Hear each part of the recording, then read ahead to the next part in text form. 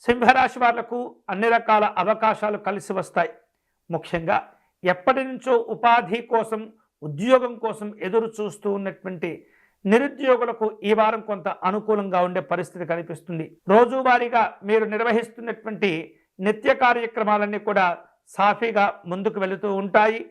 ఆర్థికపరమైనటువంటి అంశాల్లో అనుకూలతలు కూడా కలిసి వస్తాయి. నిర్విఘ్నంగా పనులు చేపట్టి పూర్తి చేయగలుగుతారు.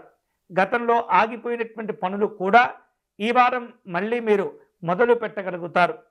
దూర ప్రాంతాల్లో ఉన్నటువంటి అధికారులతో, ముఖ్య నాయకులతో సమావేశమయ్యేందుకు ప్రయత్నాలు చేస్తుంటారు. ఖర్చుల విషయంలో నియంత్రణ పాటించడం మంచిది. కుటుంబ సభ్యుల యొక్క సలహాలు, సూచనలు మీకు చక్కగా మేలు చేస్తుంటాయి, ఉపయోగపడుతుంటాయి. సినిమా, టీవీ రంగాల్లో పనిచేసేటటువంటి కళాకారులు కాస్త జాగ్రత్తగా వ్యవహరిస్తుండాలి.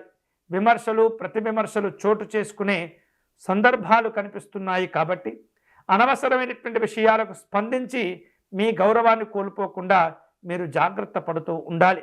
కుటుంబ సభ్యులను కలుసుకుంటారు. వినోదపరమైనటువంటి కార్యక్రమాల్లో పాల్గొంటారు.